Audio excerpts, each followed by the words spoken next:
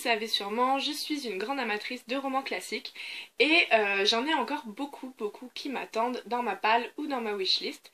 Et j'ai reçu plusieurs commentaires sur ma chaîne me demandant si je pouvais parler un peu plus de littérature classique. Donc j'ai décidé de joindre l'utile à l'agréable et je me suis donc constitué une petite book jar spéciale classique. Donc vous savez sûrement en quoi consiste ce principe car beaucoup de blogueurs et de booktubeurs le font. Il s'agit donc d'écrire sur des petits papiers comme ceci des titres de romans que l'on possède et de les mettre dans un petit récipient comme celui-là. Donc le mien est pas super décoré mais je sais qu'il y en a des très belles chez d'autres blogueurs ou booktubeurs. Et donc voilà, donc le principe c'est de choisir notre prochaine lecture par tirage au sort grâce à ces petites boîtes. Et donc voilà, donc la mienne ne se constitue que de romans classiques qui sont dans ma palle ou dans ma wish pour m'aider à descendre un peu les deux et à découvrir de nouveaux romans classiques car j'aime beaucoup. Et voilà, donc je me suis dit pourquoi pas vous en parler en vidéo dans un nouveau rendez-vous. Alors voilà, pour le mois de mai, la main innocente de ma petite sœur a choisi Jean de Dublin de James Joyce, qui est donc un recueil de nouvelles publié en 1914, donc au début du XXe siècle, qui est, comme vous le savez aussi sûrement, ma période préférée de classique. Voilà, donc je l'ai lu, c'était mon classique du mois de mai. Alors ça parle, comme son nom l'indique, de gens qui vivent à Dublin. Jusque-là, pas de surprise. Donc ce sont quelques petites nouvelles relativement courtes, d'une dizaine de pages chacune à peu près, qui relatent donc des petites anecdotes de personnes différentes, très éclectiques, qui viennent de différents milieux. C'est assez difficile de décrire un recueil de nouvelles, donc je vais tout de suite vous dire ce que j'en ai pensé. Alors malheureusement j'ai été un peu mitigée sur cette lecture. C'est vrai que j'ai longtemps eu beaucoup de mal avec les nouvelles en général, mais les dernières lectures de ce genre avaient un peu redoré le blason de ce genre littéraire pour moi. J'avais beaucoup aimé les dernières nouvelles que j'ai lues. Et malheureusement voilà, ce recueil-ci vient un peu briser la chaîne. C'est pas que j'ai pas aimé, mais je suis un peu dubitative. Donc je vais tout de suite vous parler des points positifs parce qu'il y en a quand même pas mal. Alors j'ai bien aimé la plume de l'auteur, qui est très accessible, très fluide, ça se lit très bien. Voilà, c'est pas très compliqué à lire, c'est assez sympa d'ailleurs, ça coule tout seul. Et ce que j'ai particulièrement apprécié dans ce recueil, c'était l'ambiance installée. On sent vraiment toute l'atmosphère de Dublin au début du XXe et je me suis vraiment retrouvée transportée là-bas.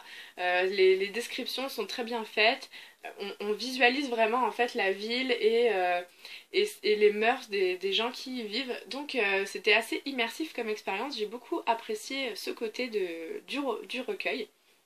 Par contre après, ce qui m'a un peu déplu, c'est pas vraiment les nouvelles en elles-mêmes, mais je les ai trouvées un peu courtes et un peu abruptes sur la fin.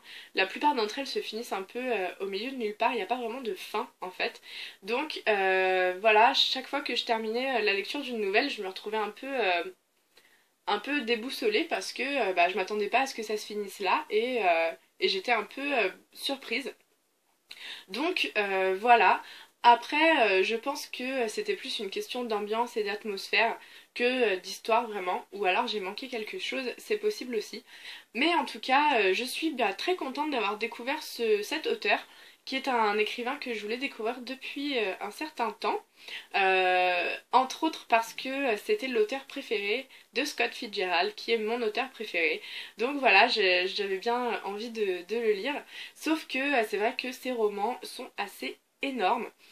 Vous avez sûrement entendu déjà parler de Ulysse, qui est son roman le plus connu, et qui fait un peu plus de 1000 pages, je pense, donc j'étais pas prête à me lancer dedans. Après la lecture de Jean de Dublin, je ne suis pas sûre non plus d'être prête à me jeter dans Ulysse encore, mais je suis bien contente d'avoir découvert quand même cet auteur et j'espère que je vous aurai donné envie de le découvrir aussi, même si c'est vrai que mon avis n'est pas super enthousiaste. Voilà. Alors maintenant il est temps de tirer au sort ma lecture du mois de juin. Je vais le faire devant vous, comme ça je peux pas changer d'avis et je peux pas tricher non plus. Donc voilà, je vais tirer un petit papier.